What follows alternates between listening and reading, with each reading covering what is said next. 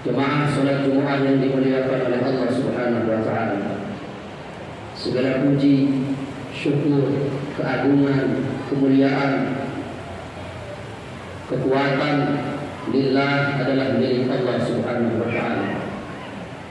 Siapa yang hidupnya selalu memuji-muji Allah, maka dia akan dipuji di sisi Allah.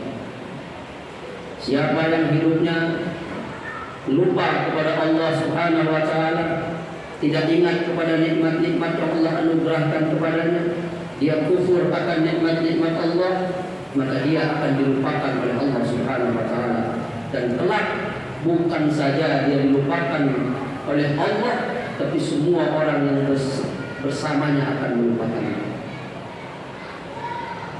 Dialah Allah Subhanahu wa taala yang rahmatuhu sabaqat ala ghadabihi, rahmatnya selalu mendahului siksanya. Tiadalah satu makhluk pun yang Allah ciptakan di muka bumi kecuali bersama penciptaannya itu disempurnakan nikmatnya. Allah tidak akan merubah nikmat yang diberikan kepada hambanya itu menjadi siksa atau azab, kecuali hambanya itu sendiri yang menjadikan nikmat itu menjadi azab, sebab dia menentang kepada Allah Subhanahu wa taala. Salawat dan salam semoga Allah limpah curahkan kepada kekasih kita, panutan kita, yang sangat kita harapkan perjumpaan dengannya, yang sangat ingin kita ikuti ucapannya, yang sangat menawan perilaku dan tindakannya, yang kita mengukur kemuliaan orang dengan kemuliaannya, yaitu Sayyidul Wujud, Sayyidina wa Nabiyyina wa Maulana Muhammad sallallahu alaihi wasallam, wa sallallahu wasallam wa alaihi wa ala alihi. Jemaah yang dimuliakan Allah, bertakwalah kepada Allah, baik saat kita sendirian maupun di hadapan orang. Bertakwalah kepada Allah siang maupun malam. Bertakwalah kepada Allah saat kita lapang maupun saat kita sedih. Bertakwalah kepada Allah dalam setiap keadaan. Allah Subhanahu wa taala memberikan kepada kita satu modal. Modal ini murah karena tidak perlu dicari, tidak perlu dibeli, bahkan tidak pernah kita pinta. Tapi modal ini juga sangat mahal, karena kalau modal ini sudah hilang, kalau modal ini sudah habis, maka tidak berguna lagi segala yang kita miliki di muka bumi ini. Modal yang saya maksud adalah umur. Inilah modal yang Allah berikan kepada kita semua, yang kita sekarang masih punya modal itu. Kalau modal yang sebentar ini kita gunakan taat kepada Allah, maka dengan modal ini kita membeli surganya Allah. Dengan modal ini kita membeli kekekalan di dalam surganya Allah. Dengan modalnya ini kita bisa hidup berbahagia selama-lamanya di dalam surganya Allah.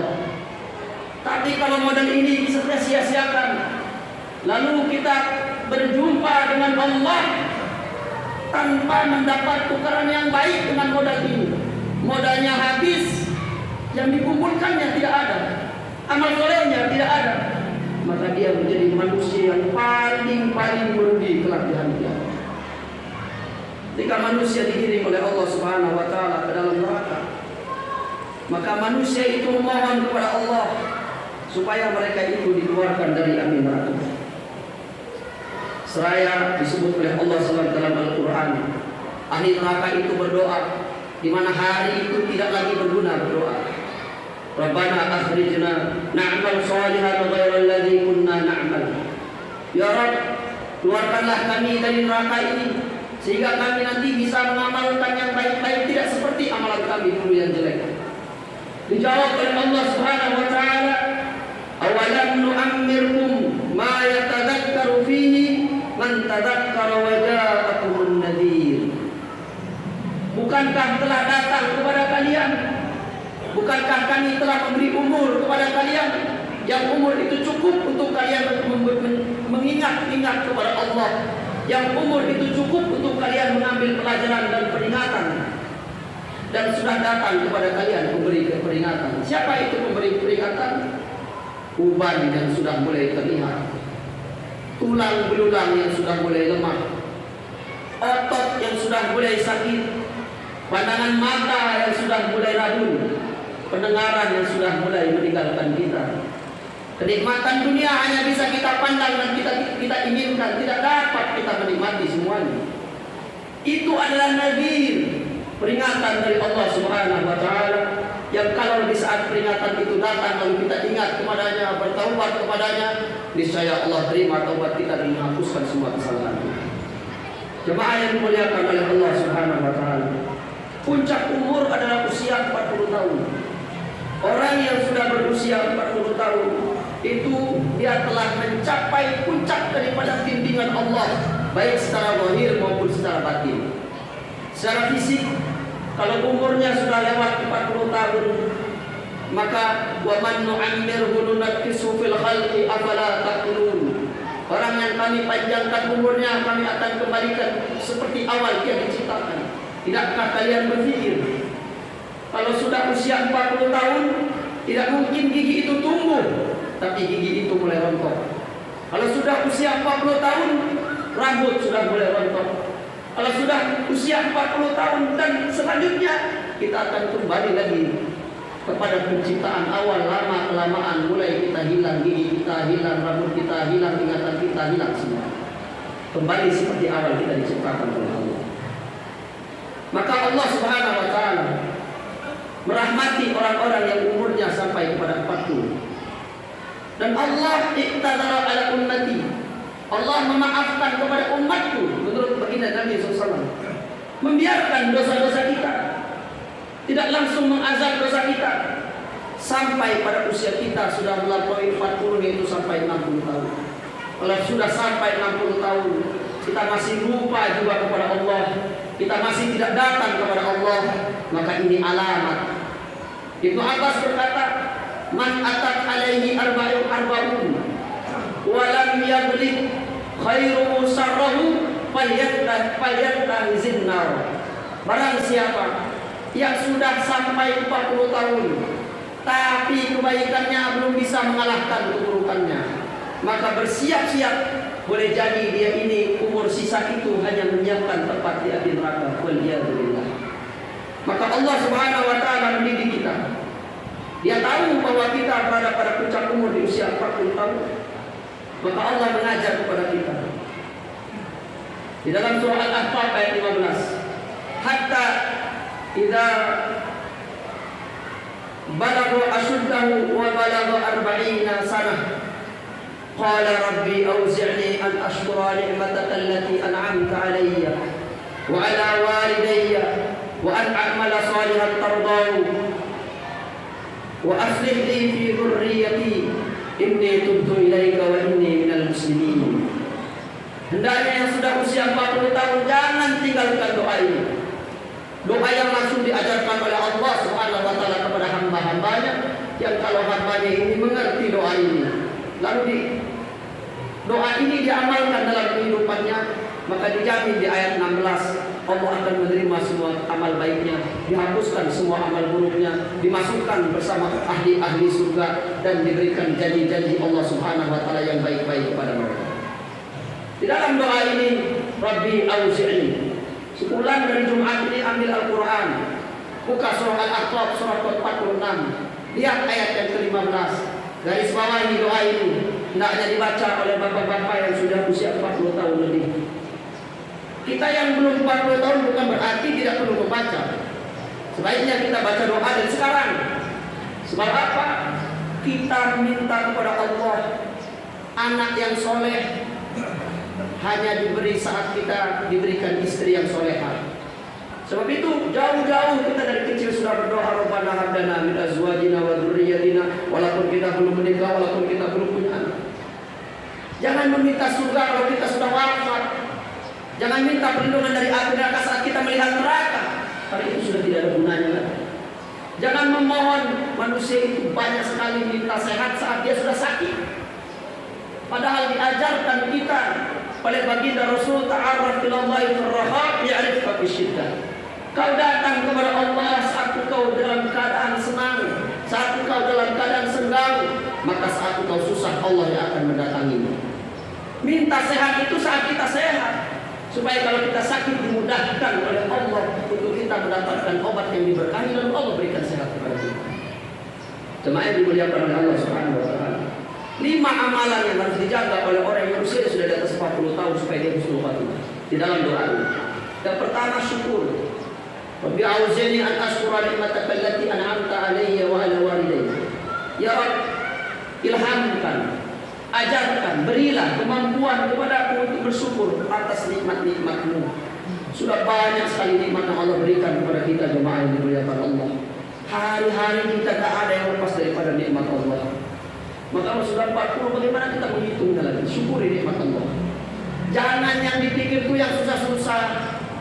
Apalagi tiap hari mikirin kesulitan dunia, masalah ekonomi, masalah rumah tangga, masalah anak, masalah tetangga, masalah dunia semua itu. Man asbaha yasku dhaiqa ma'isyatihi fa ka'annama yasku rabbah. Tiap hari dia menjelek-jelekan Tuhannya. Kita orang beriman sibuk melihat kenikmatan yang Allah beri supaya kita sibuk bersyukur kepadanya. Karena kalau kita sudah bersyukur, maka yang berat menurut orang bisa menjadi ringan. Kalau kita sudah bersyukur, yang sempit menurut orang bisa menjadi lapang. Kita sudah menyaksikan ada orang yang hidupnya susah secara ekonomi, tapi masih bisa bersedekah. Dia bisa nabung berangkat haji. Tapi ada orang yang kaya raya, untuk memberi orang tuanya aja dia susah. Jadi karena tidak diberi syukur oleh Allah, minta. Jadi fokus saja kita sekarang ini bersyukur, alhamdulillah, alhamdulillah, alhamdulillah.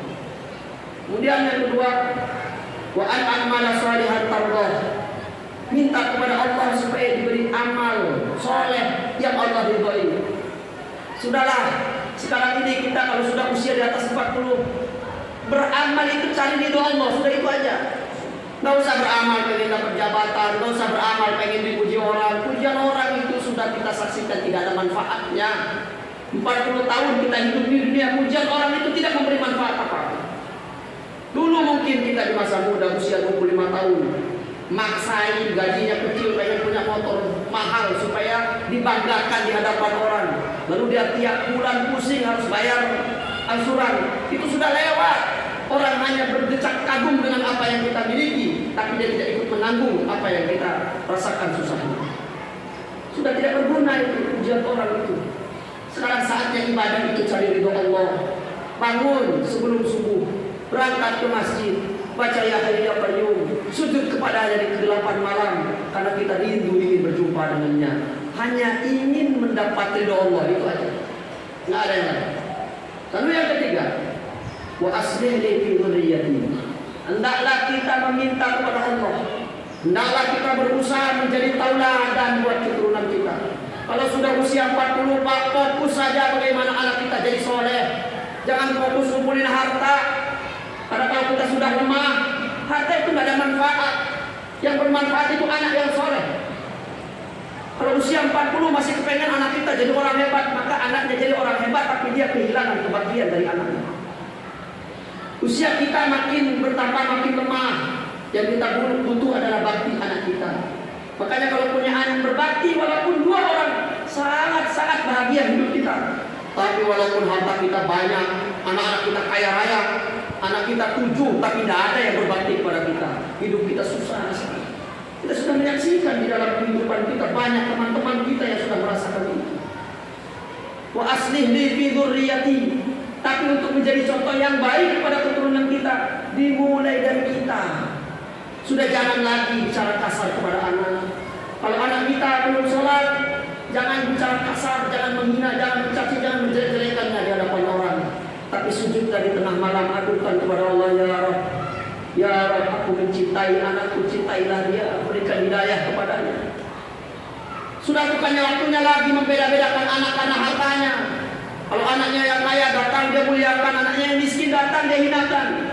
Sudah bukan waktunya lagi. Karena nanti di saat kalau orang tua menghormati anak karena hartanya, ketika anak-anak tidak punya harta, orang tua akan merendahkannya. Kalau anak menghormati orang tua karena hartanya, saat orang tua tidak punya apa-apa akan ditinggal oleh anak-anaknya.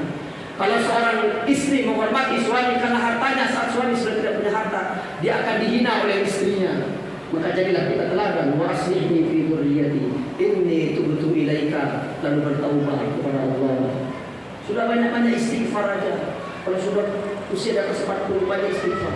Bagi Nabi SAW, beliau istighfar, beliau bertaubat kepada Allah satu hari lebih dari 70 kali. Taubat, istighfarnya lebih dari 100 kali. Kita yang sudah di atas 40, masa kita nggak taubat kepada Allah, padahal dosa kita jelas banyak. Taubat, karena orang yang bertaubat bukan hanya dosanya akan dihilangkan Allah, tapi dia akan menjadi hamba yang dicintai oleh Allah. Innallaha yuhibbut tawwabin. Allah sangat mencintai orang-orang yang senang bertaubat kepadanya. Dan yang terakhir, wa inni minal muslimin, dan saya ini termasuk orang Islam. Kalau sudah usia kita di atas 40, berkumpulan dengan orang soleh. Ini penting sekali. Yang ucapannya Nabi Yusuf, Rabbi qad ataitani minal mulki wa 'allamtani min ta'wilil ahadits. Ya Rabb, Engkau sudah memberikan kekuasaan kepadaku. Ya Rabb, Engkau telah memberikan mukjizat kepadaku, bisa mentakwil mimpi-mimpi. Apa yang diminta oleh beliau? Tawaffani musliman wa alhiqni bis-shalihin. Matikan saya dalam keadaan Islam dan perjumpakan saya dengan orang yang soleh. Karena tidak ada gunanya kekuasaan itu, tidak ada gunanya lagi harta itu, tidak ada gunanya itu, kalau engkau mematikan aku dalam keadaan kafir. Di Nabi Yusuf alaihissalam. Maka kita lebih patut untuk mengucapkan doa memohon kepada Allah supaya kita meninggal husnul khatimah. Demikian yang bisa saya sampaikan. Mudah-mudahan bisa diambil pelajaran. Jadi 5 yang harus kita jaga betul setelah kita usia di atas 40 tahun. Yang pertama, banyak-banyak syukur kepada Allah. Yang kedua, hendaknya kita menjadi contoh tauladan yang baik kepada keturunan kita dan selalu mendoakan keturunan kita. Yang ketiga, hendaknya kita bertaubat kepada Allah Subhanahu wa taala. Yang keempat, yaitu kita memohon supaya kita meninggal husnul khatimah dengan cara kita berkumpul dengan orang-orang yang soleh. Yang kelima, Rabbi auzi'ni an ashkura ni'mataka allati an'amta 'alayya wa 'ala walidayya syukur. Wa an a'mala shalihan tardahu, beramal mencari ridho Allah. Wa aslih li fi dzurriyyati, mohon supaya diberi keturunan yang baik yang soleh. Inni tubtu ilaika, bertaubat, wa ana minal muslimin, dan kita mohon mati dalam keadaan Islam. Barakallahu li wa lakum fil Qur'anil azim wa nafa'ani wa iyyakum bima fihi minal ayati wa dzikril hakim wa taqabbalallahu minni wa minkum tilawata